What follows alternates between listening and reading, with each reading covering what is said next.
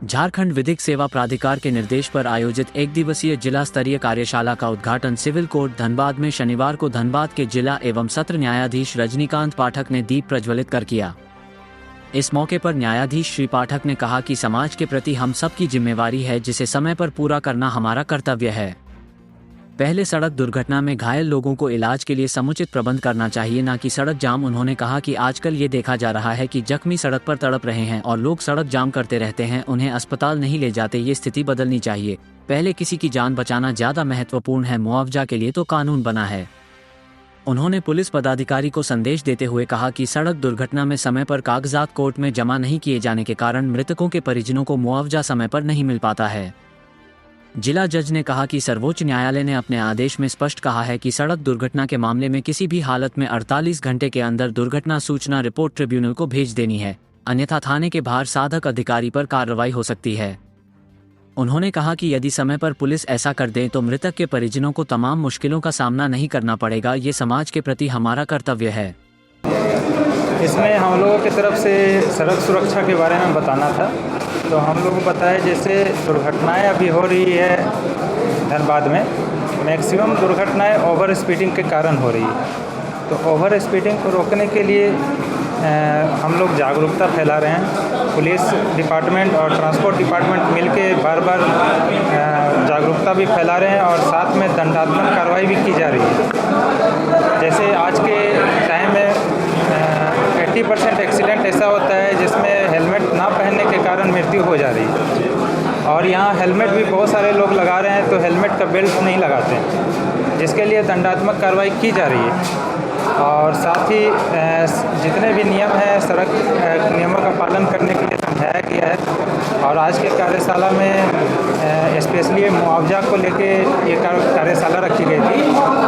तो इसमें क्या होता है कि कोई भी एक्सीडेंट अगर होता है तो उसमें दो केस हो जाता है, या तो गाड़ी अज्ञात होता है या तो ज्ञात होता है। अगर गाड़ी पकड़ा गई उसको ज्ञात बोलते हैं, और अगर गाड़ी नहीं पकड़ाई तो अज्ञात हो जाता है। और ज्ञात केसों में हिट एंड रन मामला हो जाता है। हिट एंड रन मामले में डीसी सर के तरफ से मुआवजे की राशि दी जाती है। डीसी सर जीआईसी काउंसिल को लिखते हैं, इंश्योरेंस कंपनी है, वो हिट एंड रन मामले में मुआवजे की राशि। कितना मामला लंबित है हिट एंड रन का? अभी पिछले साल जैसे 50 मामले थे, उसमें से करीब 38 मामले आगे बढ़ चुके हैं, और इस साल का मामला सिर्फ जो है आपको करीब 80 के आसपास हो चुका है, और उसमें भी काफ़ी मामले जो है आगे बढ़ाए जा चुके हैं।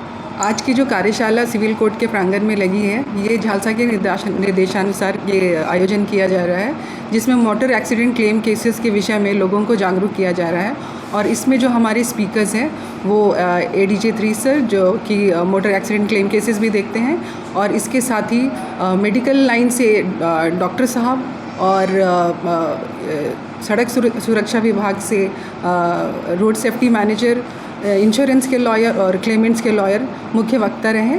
और इसमें जो आमंत्रित जो पार्टिसिपेंट्स थे वो भी पुलिस विभाग से और इंश्योरेंस ऑफिसेस से, इंश्योरेंस ऑफिसर्स, आपके इंश्योरेंस के लॉयर्स, क्लेमेंट्स के लॉयर्स, हमारे PLV, हमारे पैनल एडवोकेट्स मौजूद रहे, जिनको कि विस्तार पूर्वक ये बताया गया कि इस तरह के मैटर्स में किस तरह से आपको एक्शन लेना है और किस तरह से केसेस का त्वरित निष्पादन के लिए हमें किस तरह से कदम उठाना है। इन्हीं सब बातों पे आज की कार्यशाला रही। सर एक सवाल और है मैडम। ऐसा समय सीमा नहीं दिया गया है, लेकिन एक लोक अदालत आपको एक माध्यम बताया गया है, जिसके जरिए आप बहुत जल्द से जल्द अपने मामलों को जो कोर्ट में लंबित है उसका निष्पादन कर सकते हैं। साथ ही हमें यह भी बताया गया है कि DLSA के माध्यम से, मीडिएशन सेंटर के माध्यम से आप कोर्ट में ना जाकर प्री सीटिंग करके भी इंश्योरेंस कंपनी के साथ में अपना मुआवजा को प्राप्ति के लिए आवेदन कर सकते हैं जिला विधिक सेवा प्राधिकार के पास। धन्यवाद।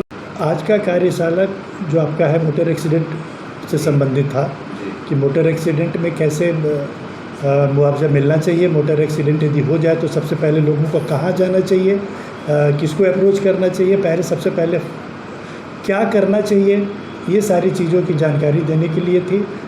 कितना मुआवजा मिलता है, कहीं कोई बीच बिचौलिया नहीं है, इन सारी चीज़ों की जानकारी देनी थी। मुआवजा मिलने के बाद सबसे पहले मेडिकल हेल्प देना था, फिर FIR करवाना है, फिर क्लेम्स ट्रिब्यूनल में फ़ाइल करना है। बहुत सारी जानकारियों के अभाव में लोग समय पर मुआवजा नहीं ले पाते हैं, तो ऐसे लोगों को समय पर मुआवजा मिले और उनके जो आश्रित हैं, उनके जो वारिसान हैं, उनको एक उचित राशि मुआवजे के तौर पर मिले, जिससे कि वो अपने बढ़िया से जीवन यापन कर सकें। ठीक है, जल्दी से जल्दी मुआवजा वाले केसेस का निपटारा हो लोक अदालत के थ्रू। इसमें हमारे DLSA सेक्रेटरी का बहुत बड़ा योगदान रहता है और टाइम टू टाइम ये इस तरह की कार्यशाला चलाती रहती हैं। और हम लोग का भी उद्देश्य है कि मुआवजे की राशि के रूप में जो मरहम लगाते हैं वो मरहम यथाशीघ्र लगाया जाए, ताकि जख्मों का इलाज पूरी तरह से और समय पर हो सके। सर, आज के कार्यशाला में कोई त्रुटि नज़र नहीं आई। कार्यशाला बहुत बढ़िया से चल रहा है। कार्यशाला में जितने लोग आए सभी लोगों ने जानकारियाँ बढ़िया से दिया। एक्सीडेंट में त्रुटि होती है, दुर्घटना होने में त्रुटि होती है, कार्यशाला में त्रुटि नहीं होती। दुर्घटना होने में जो होती है उसके पीछे बहुत सारे फैक्टर जिम्मेदार हैं, बहुत सारे तथ्य हैं। जैसे लोगों के पास प्रॉपर ड्राइविंग लाइसेंस नहीं होता है, प्रॉपरली वो गाड़ी चलाना नहीं जानते हैं, और उसके बाद माँ बाप छोड़ देते हैं बाज़ार में गाड़ी खरीद करके उनको दे देते हैं और लापरवाही से गाड़ी चलाते हैं, जिसकी वजह से उनका एक्सीडेंट होता है। दूसरा, ड्राइविंग करते समय नशा का प्रयोग लोग करते हैं, चाहे वो नशा अल्कोहल के रूप में हो या नशा किसी रूप में हो। नशा में बुद्धि काम नहीं करती है, वो दिमाग संतुलित नहीं रह पाता है, तो इसके वजह से भी एक्सीडेंट होता है। दूसरा, यातायात नियमों का प्रॉपर जानकारी नहीं होती है कि यातायात में किस तरफ चलना है, कैसे चलना है। अभी आप सब जब सड़क पे आप भी वाहन चलाते होंगे तो आप देखते होंगे जब दो जगह हम लोग चलते हैं, एक तो 4 लेन पे चलते हैं, दूसरा हम आम सड़कों पे चलते हैं। 4 लेन पे तो है कि आप अपने लेन में चलें और लेन से आप बाएं वाले लेन से भी जा सकते हैं, दाहिने वाले लेन से भी जा सकते हैं। जिधर से भी जाना आप अपना इंडिकेटर दें, उस लेन में आप जा करके अपने पास ओवर कर सकते हैं। लेकिन आम शहरों में जहाँ संकीर्ण रास्ते हैं वहाँ भी दोनों तरफ से लोग निकलते हैं। यहाँ के आम जनता को सड़क पर चलने नहीं आता है, वो ओवरटेक किस रास्ते से करना चाहिए, किस तरह से करना चाहिए। यदि आपकी गाड़ी दाहिनी ओर मुड़ रही है तो ओवरटेक बाएं से करनी चाहिए, यदि गाड़ी बाएं ओर टर्न ले रही है तो ओवरटेक दाहिने से करनी चाहिए। लेकिन यहाँ वो जो गाड़ी मुड़ रही है वो हमारे बाकी दूसरे वाहन जो हैं उसी के गोद में चले जाते हैं।